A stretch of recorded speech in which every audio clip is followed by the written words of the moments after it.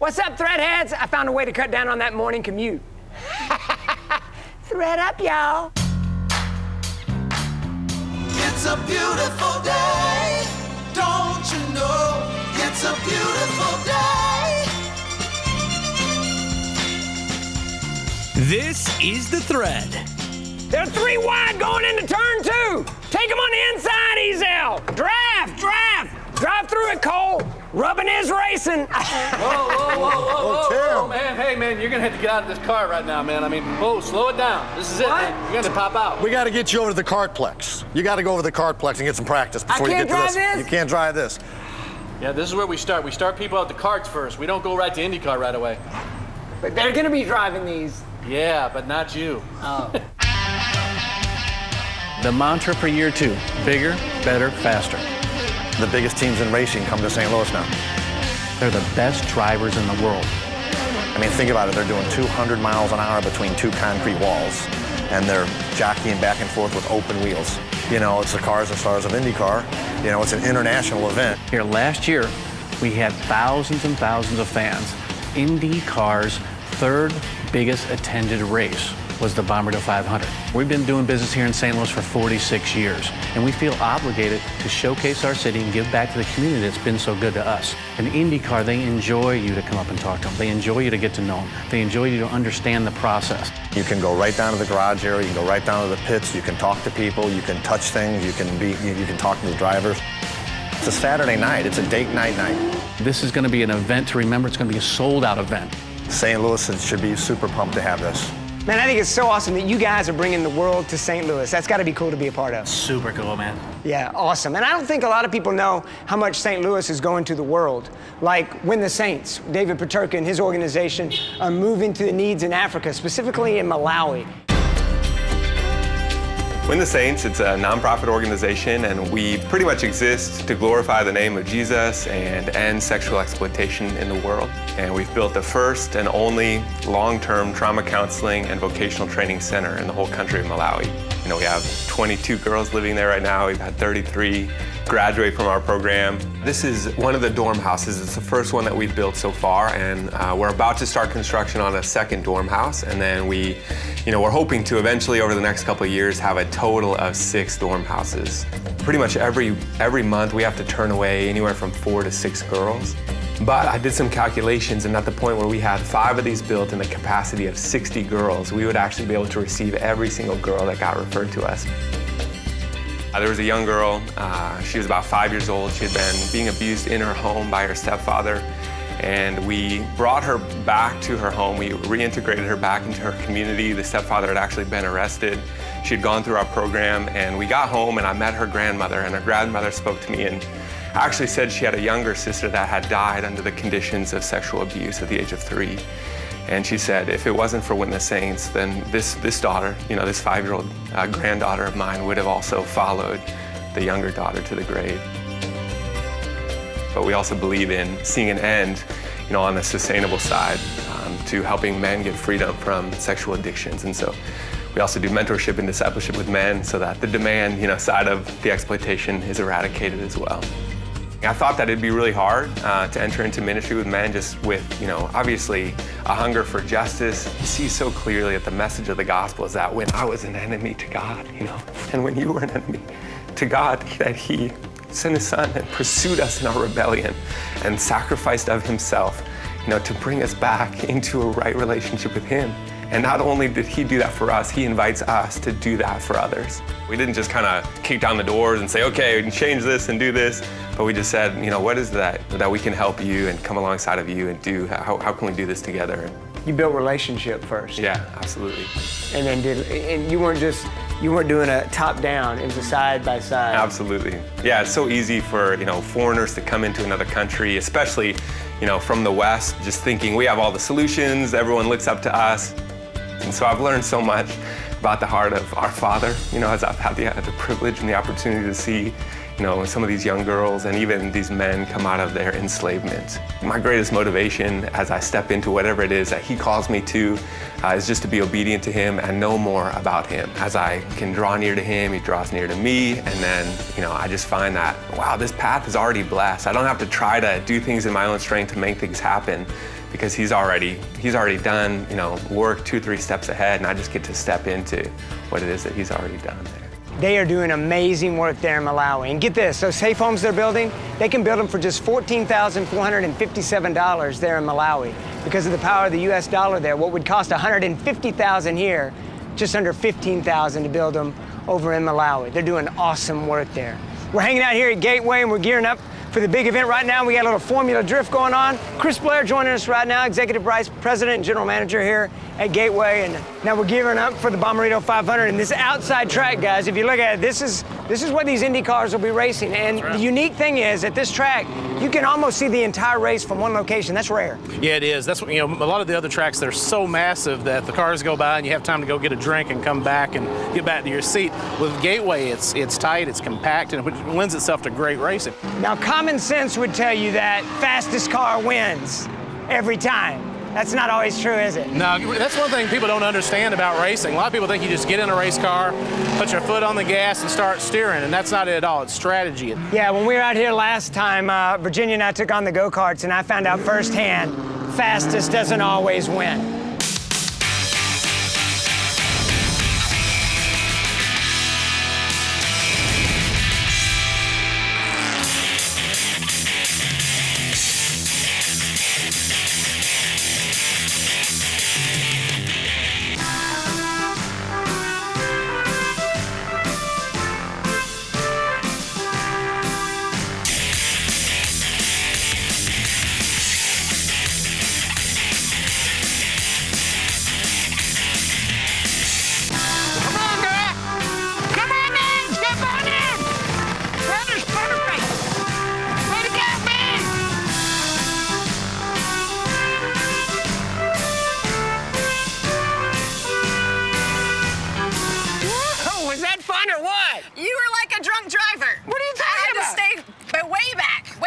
Just exploring the space. What? But I still won. What? How did that happen? Slow and steady wins the race. Yeah, I'm still not sure how Virginia won that race. I mean, I had some serious speed, but she got the checkered flag. What you gonna do?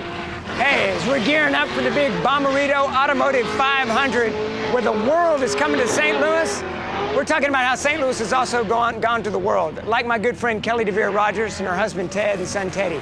They dropped everything here and moved to Nicaragua to serve for Brazos de Amor, Arms of Love International. The home for children is basically the parents really can't either take care of the children or the parents don't want to take care of the children, so they live at Brazos de Amor. I do groups with the girls, so I'm doing some discipleship and just groups with them, getting to know their heart, because it's hard to get to know the kids, especially I would say the girls, because they're used to being abandoned over and over and over again. My husband has done unbelievable things for the ministry. It's construction. He has a fish project that's going on right now in a pool that we have. So He's building tilapia and responsible for the building projects and then also for discipling the boys. St. Louis was the only context that I had. And you go out and you experience a whole different third world country. We see poverty every single day. So take me back to when you made the decision. You were a successful therapist here in town. When you and Ted came to the decision to go to Nicaragua, what was that like? We'd been praying on it for 5 years. And Tim, honestly, the first time, I didn't want to go. I was a new mom. I'm like, I don't really know that I'm called to third world missions or doing missions. And the Lord completely wrecked me. So to make the decision to say, we're doing this, it was exciting for us. It wasn't scary. Honestly, we knew that the direction the Lord that was taking us, and we would have been disobedient if we did not walk that path. Really. So we knew, and the opportunity just completely presented itself. Teddy didn't know a lick of Spanish. He maybe knew one word. 2 words, hola, adios. That is it. Not anymore, he's fluent. He is fluent. He can relate, obviously, with the American culture, but he is immersed in it, and it's just really sweet. What would you say to somebody who's maybe feeling that pull, but they're kind of hesitant? Do I make that jump, do I not? It will absolutely 100% change you, and some people are really comfortable and don't want the change. So if you're ready for a change, to experience something different, you just have to trust the Lord, and you have to do it. Went down on a mission trip and fell in love with what they're doing.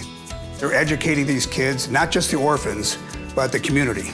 With our fundraiser, every dime that we raise goes directly to the ministry. The money we raise doesn't go to Ted, it goes to the orphanage. Last year, the fundraiser, we bought a bus, and that bus travels to the town and picks up these children and takes them to school. It's gonna be a fun night. You'll just have a good time. My family and I were supposed to visit Kelly and her family in Nicaragua while we were on vacation, but because of the climate in Nicaragua, we weren't able to get there. But they are doing amazing work and they could use your help. They've got a fundraiser next weekend. If you can attend, that'd be great. If not, if you can support their mission, they could really use your help and would love to have you be a part of their team. The Thread, brought to you by Bommarito Automotive Group. This is Frank Bommarito. You'll get a bigger selection and better value when you visit any Bommarito location. State-of-the-art showrooms and the most advanced service centers. Bommarito has over 8,000 new and 2,000 pre-owned vehicles, all with Missouri's best pricing, greatest financing, and lease options for everyone. Nobody has more. Nobody sells more. Your next car is at Bommarito or Bommarito.com. We're in every neighborhood. Know your zone. Hello, everybody. It's time to play Know Your Zone, and we have our first contestant. Hi, I'm Carlita. Welcome to Know Your Zone. Yay. Get my good side. Monty. All right. Okay, question for you. What is the most common natural disaster in the United States? Flood? Flooding! In fact, 90% of all natural disasters include flooding. Coming in second was reality TV. Oh. Which homeowner should buy flood insurance? Someone with a house near a creek or on a hill? Near a creek? Actually, it's both. Everybody lives in a flood zone. Okay. You live in a flood zone. I live in a flood zone. I live in a flood zone. Everybody lives in a They live in a flood zone. Yes. Final question. What local organization wants to get the word out to folks to know your zone and get information about flood insurance? St. Louis Sewer District. Metropolitan St. Louis Sewer District. You are right. Go to knowyourzone.org. Know your zone. Hey, Threadheads, who's ready to do some shopping? Yeah? You want to get in on the hottest styles of the season? Don't be jelly. This look could be yours too. It's as easy as heading over to thethreadstl.com. The Thread store is open 24/7, so you can thread up your wardrobe with some stylish shirts and lids. You're gonna look good in that. Go to thethreadstl.com, click on the shop page, and get your Thread threads, because it's time to thread up, y'all. I think this is Virginia's shirt. Don't worry, we've got other sizes. Virginia! Hold on. Hey, are my tennis shoes deductible? Tim, what are you doing? I got to get my taxes done, my investments, and I got to make a will. Come on, I know just the place. Sweet. Come on. You are going to love Securus' Circle of Advisors. They can help you with your tax advice, your legal needs, your investments, and your insurance. Awesome. Tim, meet your Circle of Advisors. Oh, thanks, guys. Well, we did tell you to bring everything. Securus Circle of Advisors, helping people build and secure their vision of retirement. This week's Thread Up story is brought to you by Securus Circle of Advisors. Welcome back, Threadheads. We are on the drag strip here at Gateway. John Beachy joining me right now, and you've seen me do some work out here before, and we've actually gotten the thread sled out here a couple of times. Yes. Yes. And I'm still hearing about it.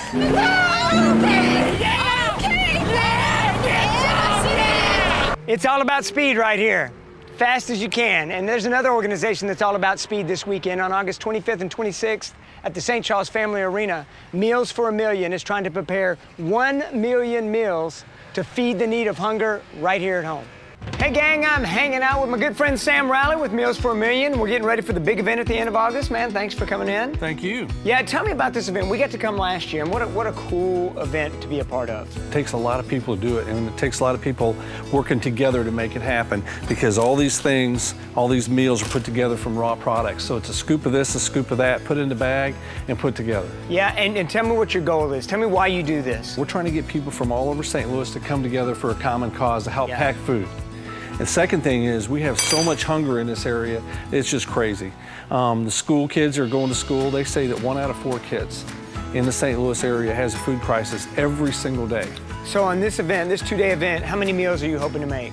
We're hoping to make 1 million meals. Last year we were able to pack 700,000, and we had about 1,500 people come help us. We had people from the inner city come out and help some. We had a group of Buddhists, monks and nuns that came out and helped us. That was pretty cool. And then we had a lot of school kids. We had Little League baseball teams. Awesome. All right, so you got the standards that we've had every year. You've got the oatmeal, you've got the rice and beans, And then you've also got macaroni and cheese. But there's a new flavor this year.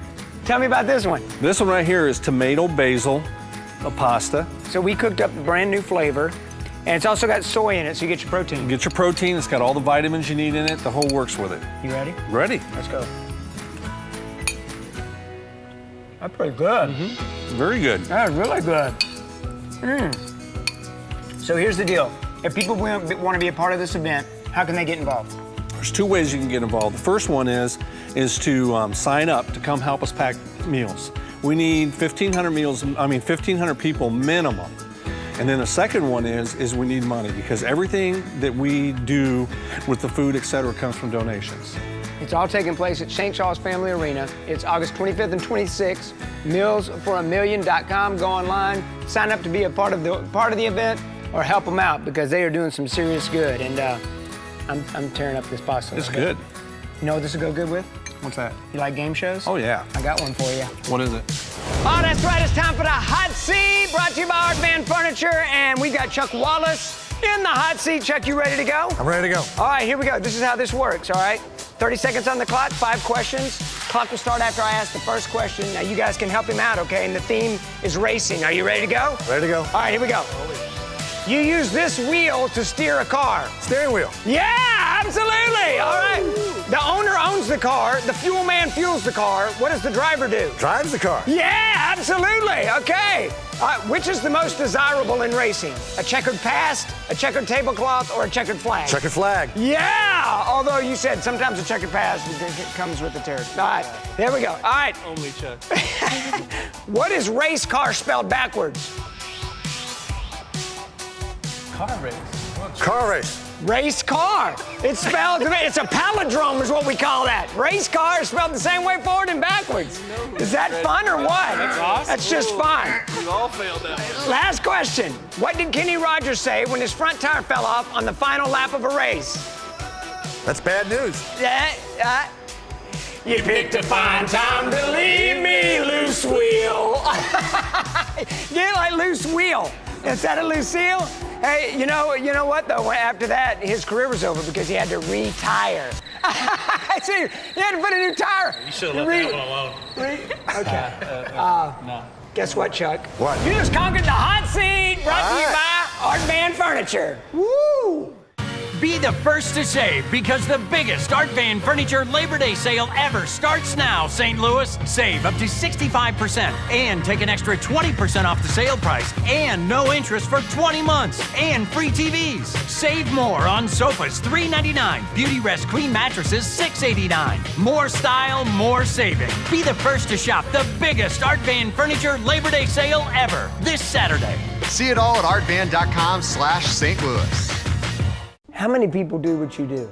Maybe a handful in the entire country. Most of them that do engraving probably do machine engraving, or they do gun engraving. I don't do either one of them. Also, there's not another one of this in the world. I mean, I've got the only one. That's why each piece, I sign it with my signature, Richard F. Noosa. It's the most recognized signature in the country when it comes to hand engraving. If you're in the market for jewelry, make your way to Newsteaders, where honesty and integrity meet. What? Our time's almost up together already? You mean I gotta wait till next Saturday? That's way too long. We gotta catch up during the week. I got a great idea. Hey, why don't you follow us on social media? Facebook, Twitter, Instagram. You know, we've got content that doesn't actually fit on our 30-minute show, right? And we're adding new messages all the time. So follow us, Facebook, Twitter, and Instagram. It's our way to keep up with you throughout the week. And we can thread up all week long. Follow us, Facebook, Twitter, Instagram. See you soon. What's up, Threadheads? We moved down to the drag strip here at Gateway for a little pure speed drag racing experience. It's where they actually teach you how to drive a dragster. Lessons. Maybe I should have thought of that. Don't worry, Virginia, I've done this before. Really? No, I've never done this before. Yeah, baby! Yeah, lessons may have been a good thing. Hey, we're gearing up for some serious speed August 24th and 25th for the Bommarito Automotive Group 500 IndyCars, hitting almost 200 miles an hour on the oval. It's going to be an amazing event as the world comes to St. Louis. You know, we've been talking this whole show about how St. Louis is also going to the world, and we got another example for you. Well, we went to Songea, Tanzania. It was a difficult place to get to, very hard for us in the West to get there, but it was really worth it. And people live in this survival mode mentality, so many of them without hope. Our mission is to launch disciple-making movements in cities around the world that can transform nations for Christ. We had a large festival there. We saw over like 380,000 people heard the gospel over 5 days. But the exciting thing was that we trained over 4,000 people in disciple making. And we have reports now that it's going on beyond the churches. We started as a festival type ministry, but Rob Walsh, the founder of the ministry back in 2014, he started to realize that we needed to disciple as a major part of this ministry. And actually discipleship has become the main part of the ministry. The church has really embraced the vision of launching a movement. They realized that this is about advancing the kingdom, disciples, making disciples. We use the evangelical festival in a city because it gets the attention of the churches and it gets unity among the Christian churches. They start working together. You said something very interesting and very powerful, getting the churches to work together. Yes, that's the key. They go to the neighborhood and they pray over the neighborhood. Then they knock on doors and ask if anyone needs prayer. It just will multiply neighborhood after neighborhood. With the festival, we're reaching thousands, maybe 100,000 or a couple 100,000 people. But with this multiplication, we'll reach the whole city. We'll reach millions. If Jesus laid down his life for me and for us, my only response, it has to be yes, Master. There are places I really don't want to go. There's things I don't really want to have to do. But I'm not my own. I've been bought. What's cool about the Africans and what they have taught me is a sense of community that we could have stronger here, an openness to spiritual things that we could have in this country, and just a willingness to share with others what they've received. That's what God wants for us. That's why Jesus came. And he came on a rescue mission, and he's called us to join him in that. And I wouldn't trade this for anything. Whatever the cost, I'm in. Is that awesome or what? So cool to see that excitement and that enthusiasm. And they're going back to do it again at the end of the month. And did you catch the part about relationship? I mean, Rob and Mark aren't there on a regular basis, but you catch what they did ahead of time? They go and train those on the ground, those in that community, to serve, to disciple, so that when those come to Christ, there's small groups, there's community waiting for them and ready to walk with them. It's all about community. It's the same with David Paterka. He's going from living 6 months a year in Malawi to now 10 months. Why? So he can invest in the community, so he can be on the ground living with them. It's the same with Ted and Kelly. They've dropped everything here in the U.S. and moved to Nicaragua to serve at Arms of Love. And when the political climate changed there in Nicaragua and things got a little dicey, there was no doubt in their mind. They were staying put. They weren't leaving. This is our people. We're investing in our home and in these children and in these families. How about Sam Rowley, right here at home through Meals for a Million? He's bringing people together in community to move to the hunger problem right here at home. It's what we're called to do. We're called to be in relationship. We were never meant to walk this walk by ourselves. We were to do it with one another.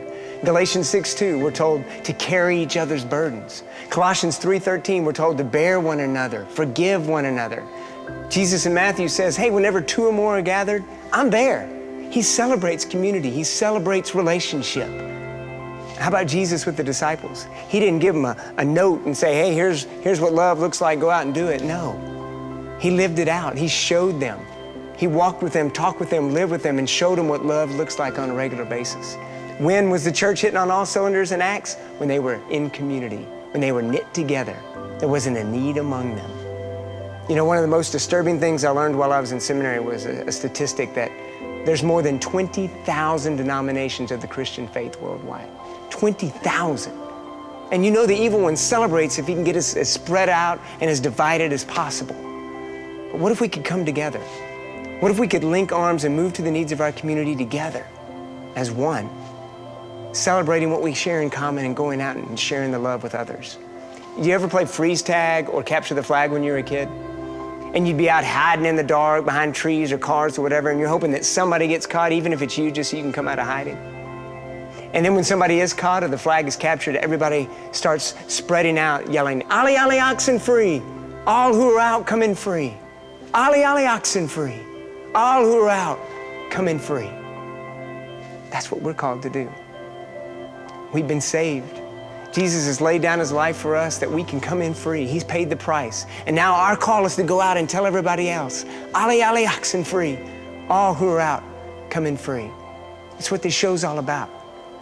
Our hope is that we can thread together our community to move together as one to the needs and to love each other as we've been loved through Jesus Christ. Ali, Ali, oxen free. All who are out, come in free. And what were we called to do? Go out and build relationships, be with people, love the next person who crosses our path, and share the good news. Well, that brings us to the end, but not the end. You know what I'm talking about. Tim, where's your competition license? License? Yeah, you gotta go to school to drive one of these. Yeah, Tim, this is gonna be bad. This is gonna be real bad, Tim. We can't let anybody see you in this car. Spot Media Production Group.